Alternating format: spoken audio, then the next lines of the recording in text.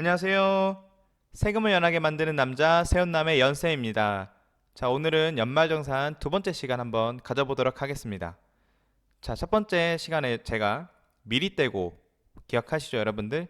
미리 떼고 그리고 조삼모사다. 연말정산. 지난번 첫 번째 시간 키워드는 딱 두 개였습니다. 미리 떼고랑 조삼모사. 자, 오늘은 조금 여러분들이 지루할 수도 있기 때문에 여러분들이 딱 필요한 것만 한번 체크하면서 넘어가시면 되고, 그냥 이런 게 개정됐구나, 이런 걸 좀 더 신경 쓰면 되겠구나, 요 정도만 가시면 됩니다. 여러분들이 갑자기 이거를 보시면서 나 갑자기 카드를 더 써야겠는데, 계획적으로 써야겠는데, 이러기는 사실상 좀 쉽지 않습니다. 그냥 여러분들이 이런 공제들이 있었구나, 이런 혜택들이 늘어났구나, 이래서 내가 뭔가 좀 더 작년에랑 뭔가 연봉도 비슷하고 아까 말한 미리 떼고도 비슷한데 왜 내가 작년보다 환급이 좀 더 나왔던지, 아니면 납부가 줄었는지, 약간 이 정도만 파악해 주시면 될 것 같습니다. 한번 알아보도록 하겠습니다. 자, 여러분들, 저희가 미리 떼고 배우셨죠? 자, 그러면 이 결정세액, 원래 당초 1페이지에 나와 있었던 결정세액에 대해서 이거는 어떻게 정해지는지 한번 알아보도록 하겠습니다. 자, 이게 근로소득 원천징수 영수 중에 두 번째 페이지인데요. 자, 여러분들 보시면은 엄청 복잡하죠? 내용도 너무 많고, 이거를 어떻게 다 체크하나 여러분들이 고민이 많으시겠죠? 벌써부터 짜증이 나죠? 하지만 저랑 함께 오늘 하면 여러분들이 앞으로 딱 봐야 될 것들만 핵심적으로 제가 쪼개놨으니 이 부분들만 체크해 주시면 되고, 이 부분들에 대한 공제와 개정까지 한번 같이 알아보도록 하겠습니다. 자, 첫 번째는 부양가족 공제입니다. 가장 단순하죠? 나면 혼자면 150, 배우자가 있으면 또 150, 뭐 내 자녀가 있거나 아니면은 내가 부양하는 부모님이 있다 하면은 한 명당 150씩 직관적으로 빠지는 거기 때문에 가장 혜택이 높습니다. 자, 여기서 보시면은 제가 이제 150만 원의 세율이라고 했는데, 저희 나라는 세율이 지금 6%에서 45%까지 있습니다. 자, 이 구간은 이제 소득마다 다르기 때문에 사람마다 다 다릅니다. 그렇기 때문에 여러분들이 150만 원을 공제를 받는다 했을 때 내가 실질적으로 세액으로는 얼마를 받는지, 이 뒤에 해당되는 여러분들이 퍼센트를 곱해 주시면은 여러분들이 실질적으로 받는 혜택이라고 보시면 됩니다. 자, 그래서 부양가족공제 한 명당 150만 원, 해당되는 사람들 존속, 비속, 형제자매인데, 그래서 포인트는 내 기준에서 삼촌, 이모는 안 됩니다. 위로 할아버지, 존속, 밑으로 자녀, 손주, 그다음에 형제, 자매, 형, 누나들. 하지만 나이 요건이 있죠. 자, 위로는 60세, 아래로는 20세입니다. 그렇기 때문에 형제자매도 60세나 20세 이하이거나, 존속이면 위로 60세, 비속이면 아래로 20세라고 보시면 되고, 자, 추가 공제 경로면 이거는 이제 70세 이상, 나이가 70세 이상이면은 이거는 100만 원 더해주고, 그 다음에 장애인 같은 경우에는 200만 원까지 해주는데, 장애인이 포인트가 장애인의 어떤 등록돼서 복지 카드가 나오는 그런 해당 장애인뿐만 아니라 의사소견에 의한 중증 환자도 장애인 공제가 가능합니다. 여러분들이 좀 놓치시는 포인트 중에 하나가 장애인 공제입니다. 자, 여기도 이제 중증 환자도 되기 때문에 의사한테 소견을 받은 중증 환자도 장애인 공제가 가능하다는 점 체크해 주시면 됩니다. 그리고 한부모 자녀도 100. 그리고 또 하나 여러분들이 좀 체크해 주시면 좋은 게 부녀자입니다. 부녀자는 여성들만 혜택인데, 여성들 중에 종합소득 금액이 3천만 원, 즉 다시 말해서 한 내 연봉으로 한 4,100만 원 정도 되시는 분들이 있다면은 이 부녀자 공제도 놓치지 않고 가져가시는 게 중요합니다. 이것도 50만 원이 되기 때문에 150만 원보단 적지만 50만 원의 세율하면 그래도 여러분들한테 공제가 되는 거기 때문에 부녀자 공제 체크해 주시면 되고, 장애인 공제 체크해 주시면 될 것 같습니다. 그리고 항상 부양가족 공제는 보시면은 이 자녀세액 공제까지 세트로 한 번에 이렇게 기억해 주시면 됩니다. 여기까지가 여러분들이 부양가족 공제에 있어서 세트라고 생각해 주시면 될 것 같습니다. 자, 다음에는 여러분들이 보시는 게 청약저축, 그리고 전세자금 대출, 그리고 주택담보대출입니다. 자, 여러분들이 집을 사기 위해서 청약저축에 넣고, 집을 사는 곳이 전세집일 수도 있고, 여러분들이 집을 매매해서 들어간 집이 있을 수도 있습니다. 자, 이 각각에 맞게 이런 혜택들이 있는데요. 자, 청약저축 같은 경우에는 보시면은, 자, 납입액의 40%, 납입액 전체가 아니라 납입액의 40% 곱한 금액을 인정해주고 거기에 세율 곱한 겁니다. 자, 그래서 한도는 240이니까 월에 한 20 정도겠죠. 그리고 해당자는 무주택자이면서 1900억 기준이 있습니다. 연봉 7천 이하이셔야 됩니다. 두 번째로 전세대출도 가능한데 전세대출은 보시면 원금도 됩니다. 그래서 이게 중요합니다. 나중에 여러분들이 전세대출 상환하거나 다시 대환하거나 할 때도 원금이 들어가기 때문에 이 금액의 40%까지 공제가 되기 때문에 꽤나 원금이 여러분들이 같이 원금이자 같이 상환한다. 그러면 같이 한 번에 넣으시면 되고 일시로 원금 상환한다. 그럼 그 해의 원금도 반영된다 보시면 됩니다. 여기 전세대출의 조건은 무주택자이면서 국민주택 규모 이내 건물을 가시면 됩니다. 공제한도는 400인데 자, 여기서 말한 공제한도 400은 이 청약저축 납입액이랑 합쳐서입니다. 그래서 이게 조금 어려울 수 있지만 단순하게 생각하시면은 자, 전세대출 이자 한도 400에는 이 청약저축에 납입한 이 납입액의 이 40% 금액도 같이 온다. 한도에 포함이 된다. 라고 보시면 됩니다. 그래서 만약에 납입 한도 여러분들이 240만 원 한도면은 최대 96만 원까지겠죠. 자, 96만 원을 청약저축에 다 썼다. 그러면은 전세대출이 있다고 하시면은 전세대출로 받을 수 있는 공제액은 보시면은 304만 원이다. 이렇게 생각해 주시면 됩니다. 청약저축이 40%가 차지하기 때문에 결국에 나머지 304만 원까지만 여러분들이 공제한도를 받을 수 있고 만약에 청약저축이 없다고 하시면은 400만 원 다 받을 수 있습니다. 그리고 이제 주택담보대출. 주택담보대출은 명칭은 이제 장기주택 저당 차입금 이자 상환이라고 여기 이제 적혀 있습니다. 이게 바로 여기인데 담보대출 이자는 담보대출은 원금은 되지 않고 이자만 됩니다. 포인트입니다. 대신에 이자만 되는 대신에 여러분들 40%가 없습니다. 보시면은 이게 없죠. 40%가 바로 이자에 대해서 혜택이 되는 겁니다. 그래서 그리고 공제한도도 이게 고정금리냐 아니면 비거치식이냐에 따라서 여러분들이 받을 수 있는 공제액도 되게 넓습니다. 스펙트럼이 되게 넓죠. 담보대출 이자도 여러분들이 꼭 체크해 주시면 되고 담보대출은 당연히 여러분들이 주택을 가지고 있겠죠.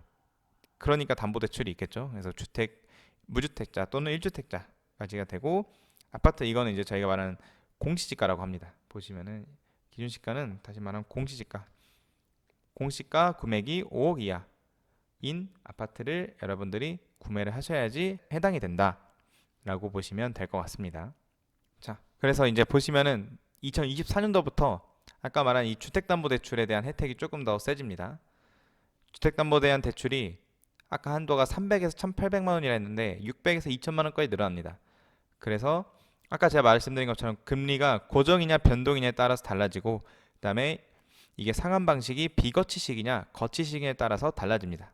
그래서 여러분들이 만약에 주택을 사고 대출을 받으신다고 할 때 이 연말정산까지 고려해서 뭐 고정금리를 간다든지 이런 비거치식 상환한다든지 이런 식으로 여러분들이 확인을 해서 해당에 맞게 공제를 받을 수 있으면은 효과적으로 대출을 받을 때 좀 더 유리한 쪽으로 택할 수 있겠죠. 24년도에 이런 공제액도 늘어나고 그 다음에 해당 아파트 공시가도 6억 원까지 즉 바운더리가 조금 더 늘어났다 보시면 되죠. 조금 더 비싼 아파트도 된다라고 생각해 주시면 됩니다. 2024년도부터 이렇게 해당이 되기 때문에 미리 이런 주택담보대출 내년에 주택을 구매하실 계획이 있다 하시면은 한번 보시면 될 것 같습니다. 그리고 요새 청약저축에 대한 것도 상품도 많이 나오고 있죠. 청년 무슨 도약 상품도 있고 근데 정확하게 청약 종합저축에 대한 거를 공제를 해주는 건데 이게 아까 연 240만 원이었거든요. 월에 한 20 정도 꼴이었는데 연 300으로 늘어납니다. 즉 다시 말해서 월에 한 25만 원 정도까지 늘어난다 보시면 되죠. 월에 한 5만 원씩 늘어났다 보시면 됩니다. 그래서 이것도 1월 1일부터 납입하는 분부터 적용이 되니까 한번 체크해 주시면 될 것 같습니다. 자, 그리고 여러분들이 첫 번째로 좀 관심 있게 보는 게 신용카드죠. 신용카드 공제는 첫 번째 포인트는 이겁니다. 총급의 25%, 즉 4분의 1 이상을 지출해야지 됩니다. 이 4분의 1은 어떤 기준이냐? 여러분들이 받는 급여, 뭐 상여, 뭐 성과, 네, 이거를 이제 다 합친 금액을 여기 세법에서는 이제 총급여라고 돼 있는데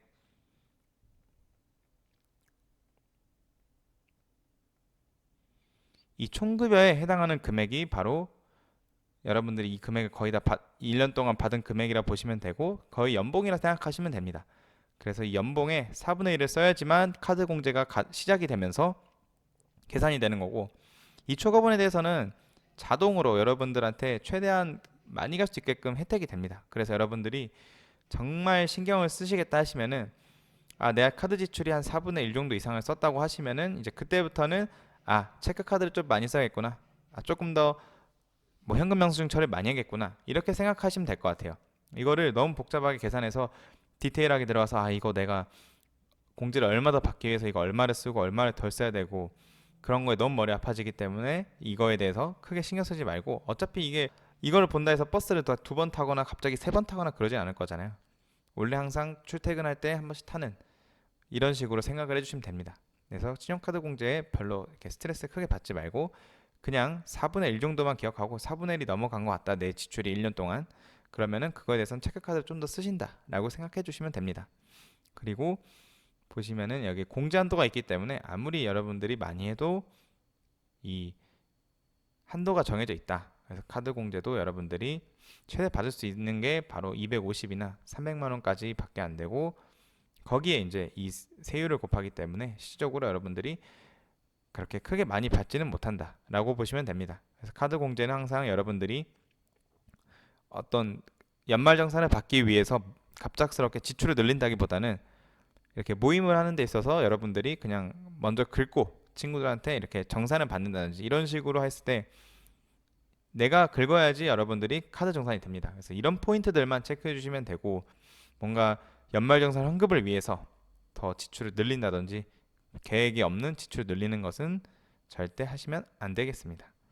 여러분들이 제 첫 번째 강의 미리 떼고를 들으셨다면 더더욱 이 무분별한 지출을 하지 않으시겠죠.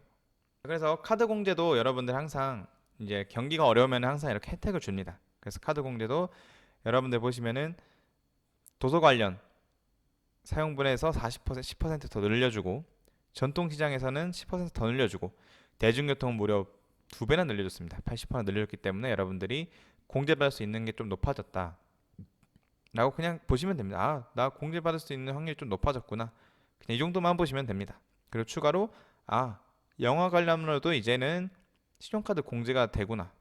원래 이제 영화 관람료는 이 신용카드나 이 체크카드 속으로 들어갔지 이렇게 별도로 나와 있지는 않았었거든요. 근데 이제 여기 도서에도 넣어줘가지고 예를 들어서 신용카드로 영화 관람료 결제해도 여러분들이 이 30% 혜택을 받을 수 있다라고 보시면 됩니다.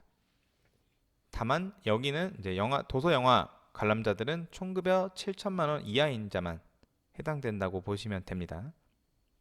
자, 이게 중소기업을 다니신다 여러분들, 혹시나 제 강의를 들으시는 분 중에 중소기업의 취업자다 그러시면은 한번 눈여겨 보셔야 될 것 같습니다. 아마도 여러분들이 입사하거나 아마 주변 사람들 통해서 많이 아실 것 같은데 모르시는 분들도 있어서 말씀드립니다.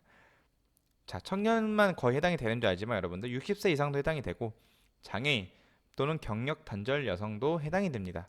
그렇기 때문에 이 소득세 감면 여기 53번에 위치한 금액인데 여기를 한번 눈여겨 보실 필요가 있습니다. 최대 200만 원까지 한도로 되기 때문에 세액으로 200만 원이기 때문에 정말 센 항목이라 보시면 되고, 5년간 청년은 5년간 90%, 청년이 아닌 60세부터 30세는 3년간 해주면서 70% 된다고 보시면 됩니다. 정말 엄청난 혜택이기 때문에 특히 중소기업에 다니신다, 근데 내가 이런 혜택을 받지 못했다 하면은 이 혜택에 대해서 경영 청구도 한번 가능해 볼 수 있고요. 그 다음에 여러분들이 이거를 놓치지 않고 꼭 세액 감면을 받으셔서 여러분들 중소기업 광고에 대한 약간 혜택을 누리시길 바랍니다. 보시면은 아까 제가 말씀드린 것처럼 올해부터 이게 150, 작년까지는 150이었는데 올해 200까지 늘어났습니다. 따라서 여러분들 꼭 중소기업 취업하시는 분들은 이 소득세 감면 항상 꼭 확인하셔야 됩니다. 웬만하면 업종들이 다 되는데 안 되는 업종들이 좀 몇 개 있습니다. 뭐 세무사 사무실 같은 서비스업이라 전문직 사무실이라든지 이런 데는 안 된다고 보시면 됩니다. 그래서 대상 업종이 되는지도 한번 체크해 보셔야 되는데 기본적으로 중소기업이면 그래도 한번 의심은 해봐라. 그러면은 여러분 혜택을 받을 수 있다라고 보시면 됩니다. 다음으로 많이 핫한 연금계좌 세액공제입니다. 연금계좌 세액공제가 개정이 많이 되면서 여러분들이 공제액을 많이 받을 수 있게 됐습니다. 따라서 뭐 은행에서도 여러분들 많이 설명이 나올 거고 인터넷에서도 연금공제 많이 설명이 나옵니다. 자, 연금공제는 보시면은 이 58번부터 시작된다 보시면 되고요. 원래는 연금계좌가 납입 한도가 400만 원까지밖에 안 됐습니다. 하지만 올해부터 600만 원까지 되고 만약에 퇴직연금 계좌까지 있다 하시면은 추가로 300을 더해져서 900까지 된다 보시면 됩니다. 그래서 최대는 일단은 기본적으로 여러분들 600이라고 생각하시면 되고요.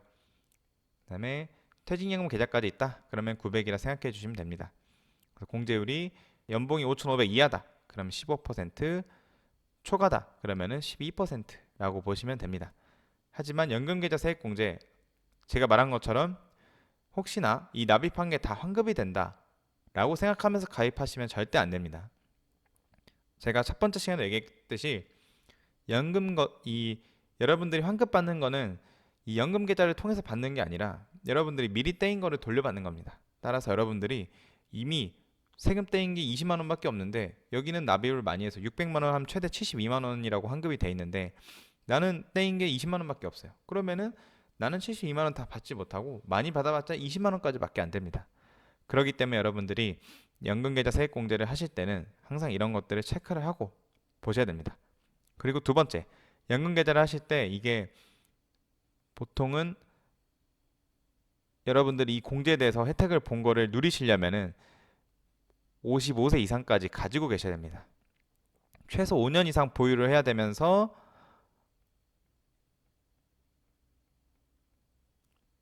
55세까지 여러분들이 가지고 있어야 됩니다. 만약에 이거를 가지지 못하고 중도에 해지를 한다. 그러면은 15%로 다시 과세가 됩니다. 즉 어떤 분은 아까 연봉이 좀 높아서 12% 공제를 받으신 분들은 완전 손해를 보는 거죠.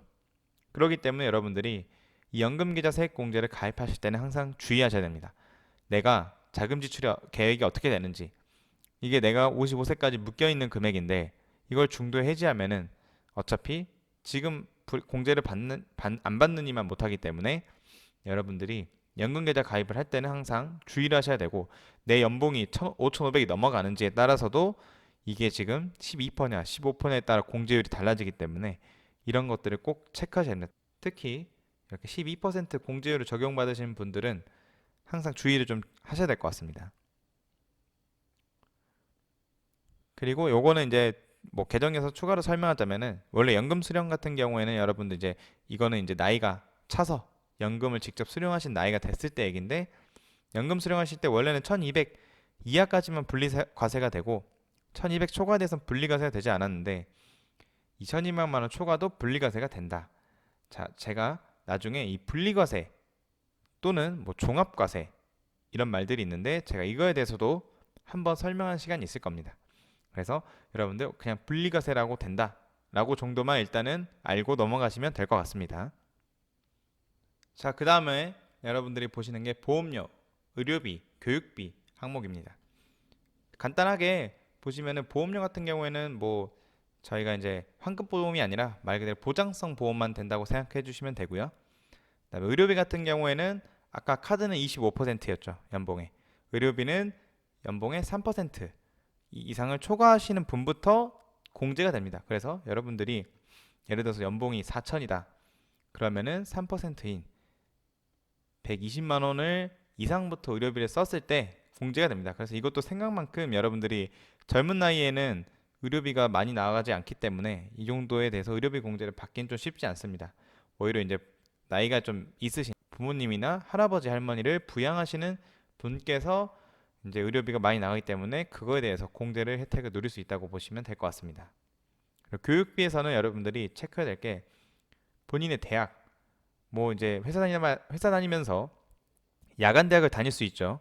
그렇기 때문에 대학교 등록금 여러분들 교육비 공제 가능하고 대학원도 가능합니다. 그렇기 때문에 혹시나 회사 다니면서 대학원을 다니신다 하면은 대학원도 가능합니다. 그래서 이런 것들 놓치지 마시고 교육비 공제 받으셔야 됩니다. 그리고 학자금 대출 상환액 내가 대학교 때 학자금 대출 받았던 거 내가 이제 직장 다니면서 갚아 나간다. 그럼 이것도 교육비 공제가 됩니다.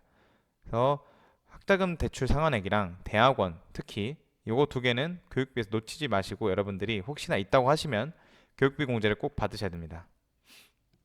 그리고 여담으로 국외 의료비는 공제가 안 되고 국외 교육비는 공제가 됩니다. 즉 아기는 국내에서 나와라. 뭐 만약에 그러겠지만 아들이 나오면 뭐 군대 가는 것 때문에도 신경 쓰시겠죠 사람들이. 시민권을 얻기 위하거나 해외를. 그래서 국외 의료비는 너네 공제 안 해주겠다. 국내에서 진료 받아라 의미고, 국외 교육비, 그렇죠, 우리나라 영어 잘하는 사람, 뭐 중국어 잘하는 사람, 이런 것들 우리나라 학구열이 높기 때문에 해외에서 교육한 거 요거는 인정해 주겠다 라고 보시면 될 것 같습니다. 자, 그리고 월세 세액 공제. 자, 월세, 여러분들이 이 월세도 뭔가 여러분들이 낸 거에 대해서 돌려받을 수 있다. 뭐 12%든지 15% 돌려받을 수 있다고 이제 말들을 하지만 여러분들 절대 현혹되시면 안 됩니다. 제가 말씀드린 미리 떼고, 항상 미리 떼고까지밖에 어차피 환급이 안 된다라고 보시고 접근하면 되겠습니다. 월세 공제도 일단 무주택자, 당연히 주택이 없는 사람한테 해당이 되고, 이것도 연봉이 7천 이하, 세법에서 좀 7천 이하가 많이 나와요. 그래서 이 7천 이하가, 그래서 7천의 기준이 넘냐 안 넘냐에 따라서 연말정산 세액공제 혜택을 많이 받냐 못 받냐가 또 나눠지기 때문에 이 7천만 원 기준이 항상 중요합니다. 그래서 7천만 원 이하의 무주택자 분이 월세를 받을 수 있고, 아무 집이나 되냐, 그게 아니라 국민주택 규모나 또는 기준시가, 아까 말한 공시지가 4억 원 이하 주택만 가능하다라고 보시면 됩니다. 그리고 월세 세액 공제 외국인들도 가능하니까 외국인들 혹시나 월세 사는 외국인들이다 그러면 이게 공제가 가능하다 보시면 됩니다. 자, 월세 보시면은 이 세액 공제율이 많이 늘어났기 때문에 또 관심을 갖게 됩니다. 여러분들 이번 연도부터 신고하거나, 즉 이게 아마 작년 연말정산부터 반영됐을 거예요. 그래서 2023년도 지금 현재 월세 세액 공제는 공제 세액률이 15% 또는 17%까지 올라갔습니다. 그렇기 때문에 이게 지금 750만 원에 15% 최대 15% 또는 17%까지 되기 때문에 이 월세 세액 공제도 상당히 좀 높다라고 보시면 되고, 여러분들이 월세 공제를 한번 관심 가져주시고 체크해 주시면 될 것 같습니다. 월세 공제도 되게 세율이 높기 때문에 내가 월세집을 산다. 아까 보시면 전세대출은 전세대출 이자 공제가 있고, 주택이 있는 사람은 주택담보대출 이자 공제가 되잖아요. 월세 사는 사람들도 혜택이 있어야죠. 그게 바로 월세세액 공제다 라고 보시면 될 것 같습니다. 마지막으로 기타 관련된 이 소득세 어쨌든 영향을 주는 개정된 내용에 대해서 한번 보도록 하겠습니다. 자, 우리나라는 여러분들 누진세 구조입니다. 제가 이제 그것도 한번 설명해 드릴 기회가 있는데, 누진세. 자, 누진세는 이렇게 계단식으로 생각하시면 됩니다. 6% 구간 갔다가 15% 구간 갔다가 24% 구간 갔다가 이런 식으로 올라갑니다. 그래서 모든, 예를 들어서 연봉이 1억이 넘어가도 이 사람들은 여기서부터 다 적용이 되는 거며, 연봉이 4천이어도 여기서부터 시작을 합니다. 따라서 이 1,400만 원 폭이 늘어났다는 거는 그만큼 여러분들이 조금 더 혜택이 늘어났다 보시면 되겠죠. 왜냐면은 원래는 1,200만 원까지 6%였는데 1,400만 원까지 6%가 됐다. 그럼 200만 원 6%인 12만 원 구간이 좀 벌써부터 플러스 됐다는 느낌이 살짝 나죠. 원래는 예를 들어서 소득이 1,300만 원이었으면은 원래는 이전 연도까지는 15%를 받았을 텐데 벌써 지금 6%를 받게 되잖아요. 그럼 9%만큼 차이를 받게 되니까 결과적으로는 200에 9%인 얼마죠? 18만 원이 혜택을 받고 있다고 보시면 됩니다. 그래서 마찬가지로 이 5천만 원 24% 원래 구간이었는데 15%까지 내려줘 버렸죠. 그렇기 때문에 여기서도 한 400만 원에 대해서 한 9% 혜택을 받게 되는 거죠. 그렇게 되면 36만 원 정도 혜택을 받게 된다 보시면 됩니다. 그래서 만약에 내가 연봉이 5천이 넘어간다 그러면은 벌써부터 두 개 합한 54만 원 정도가 내가 실질적으로 혜택을 보고 있다. 이번 소득세 개정으로 인해서 올해 그렇게 된다고 보시면 될 것 같습니다. 그래서 이런 과표 구간도 여러분들이 이걸로 인해서 조금 더 우리가 세액 공제를 받구나 정도만 가볍게 생각하시면 될 것 같습니다. 그리고 또 하나, 자, 이거는 이제 회사마다 이 식대 규정이 어떻게 되는지 모르겠지만 보시면은 식대가 원래는 월 10만 원까지 비과세였습니다. 그래서 만약에 회사가 뭐 식대로 한 20만 원 줬다. 그럼 10만 원은 과세가 안 됐지만 10만 원은 과세가 되는 상황이었습니다. 하지만 이제는 월 20만 원까지 되기 때문에 회사가 20만 원 식대를 준다고 하면은 20만 원 전부 비과세를 받을 수 있습니다. 그렇게 되면은 당연히 여러분들이 이만큼은 비과세는 즉 다시 말해 여러분들의 소득에 잡히지 않는다고 보시면 돼요. 소득이 잡히지 않기 때문에 당연히 그 처음에 말한 총급여, 연봉이 안 잡히는 금액이고 그 금액이 늘어났기 때문에 당연히 여러분들이 이 총급여가 줄어들게 되면서 당연히 세금이 좀 줄어들었다라고 그냥 가볍게 생각해 주시면 될 것 같습니다. 여러분, 연말정산에 대해서 첫 번째 시간까지 해가지고 긴 시간 동안 한번 정리해 봤는데 어떠신가요? 이제 연말정산 여러분들 두렵지 않으시죠?